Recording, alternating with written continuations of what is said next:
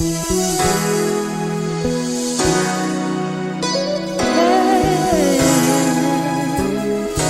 nous emmener à faire confiance à l'Esprit de Dieu. Alléluia. Dieu est un Dieu qui soutient dans l'épreuve. La Bible dit, quelle que soit la difficulté que vous allez vivre, l'Éternel vous donnera aussi moyen de vous en sortir. N'oubliez jamais, il y a toujours un moyen de s'en sortir. Quel que soit ce que je vis, il y a un moyen pour que je sorte de ça. Tu peux répéter ça avec moi? Alléluia. Le but de la souffrance, le but de l'épreuve, ce n'est pas que Dieu a envie de me punir. Dieu n'a pas envoyé Israël en Égypte pour punir Israël. Alléluia. Alléluia. Dieu n'a pas envoyé Israël en Égypte comme une forme d'abandon de responsabilité divine. Dieu n'avait pas abandonné sa responsabilité. Mais Dieu attendait le temps. L'épreuve a un temps d'inspiration. Dieu attendait le temps où la souffrance allait prendre fin. Alléluia.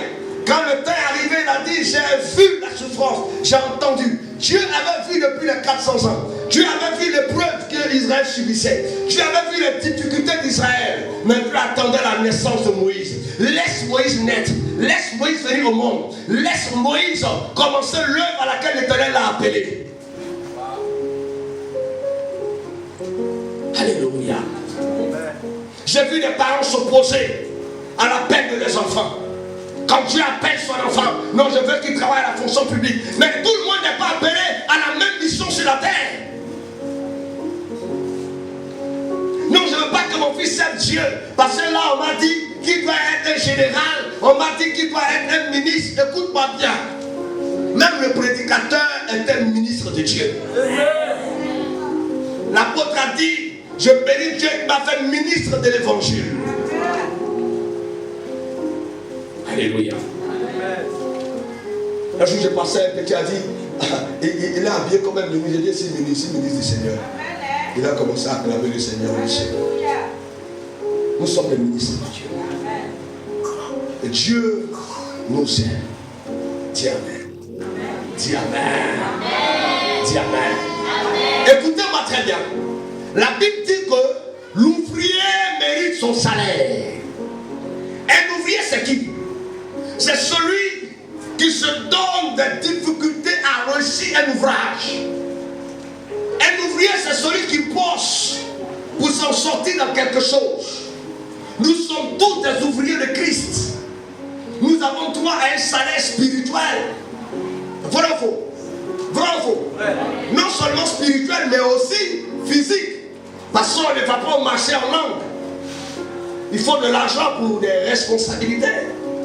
Bravo. Bravo. Mais est-ce que tu penses que Dieu t'a appelé à être chrétienne pour que tu souffres pour rien? Aujourd'hui, ce sont les chrétiens qui souffrent dans le monde. Ce sont les chrétiens qui n'ont rien à manger. Ce sont les chrétiens qui ne se retrouvent pas. Ce sont les chrétiens qui sont les derniers de la classe. Ce sont les chrétiens de qui on se moque. Mais d'où vient ce problème? D'où vient que toi, maman, tu pries ton fils est le dernier de la classe? D'où vient-il que toi, maman, qui parle la langue, tu jeûnes, mais chez toi, n'arrive pas à manger? Cela n'est pas la faute du Seigneur. Dieu n'est pas responsable. Dieu est innocent. Tu peux me dire Dieu est innocent ce matin? Dis Dieu est innocent. Je vais entendre ça. Dieu est innocent. Mais Dieu ne peut pas accepter. Il a dit, la femme accouchera avec beaucoup de douleur. Ça y est, dans la pensée de Dieu, une femme en souffrant pour mettre au monde, après l'accouchement, oublie les douleurs de l'enfantement. Mais il y a des femmes qui sont allées accoucher. Douleurs d'enfantement les a emportées. Je suis en train de prêcher pour qu'aucune douleur ne te tue. Je suis en train de prêcher pour qu'aucune épreuve ne t'avale. Je suis en train de prêcher pour qu'aucune difficulté ne te teigne. Je suis en train de prêcher pour qu'aucune persécution ne t'arrête. Si tu es d'accord avec moi quand tu dis Amen, toi pas fort, le Seigneur te planche le miracle dans ta vie. Alléluia. Ce n'est pas dans l'épreuve qu'on doit abandonner le Seigneur. Alléluia. Ce n'est pas dans l'épreuve.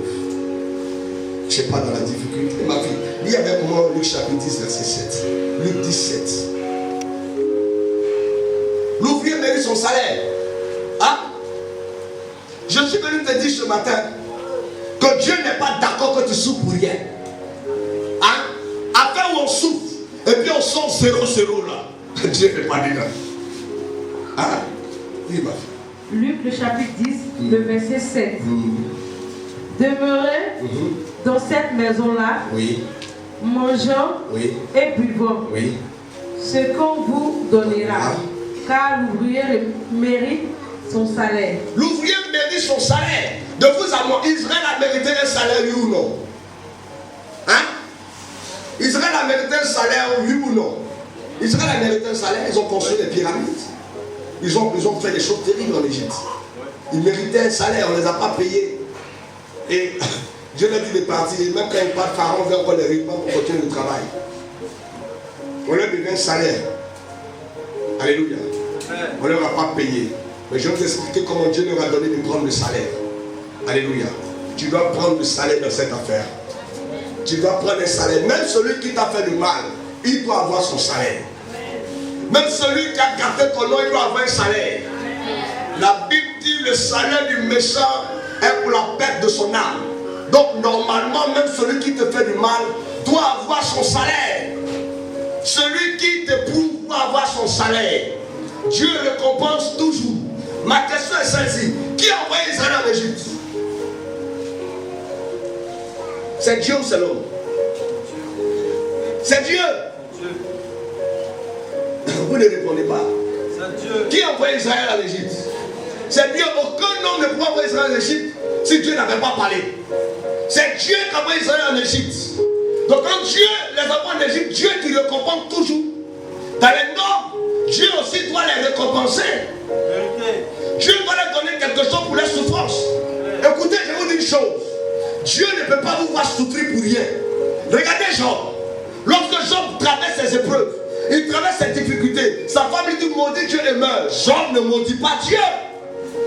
Ses amis le fuient, ses amis le quittent. Mais la Bible dit en Job 42, verset 5, Job s'assoit un matin et dit Seigneur, depuis longtemps mes oreilles ont entendu parler de toi, mais c'est maintenant que mes yeux te voient. Pourquoi? Parce que la souffrance de Job a traversé, les choses qu'il a perdues, les choses qu'il a ratées, Dieu lui a donné cela doublement. Il avait perdu des enfants, Dieu a multiplié ses enfants par Dieu. Il avait perdu des moutons, Dieu a multiplié son troupeau par deux. Il avait perdu des biens matériels, Dieu a multiplié cela par deux. Je suis en train de dire à quelqu'un, qu'est-ce que l'ennemi t'a pris? Qu'est-ce que l'ennemi t'a volé? Qu'est-ce que l'épreuve t'a arraché? Si l'épreuve te prend un père, Dieu te donnera un autre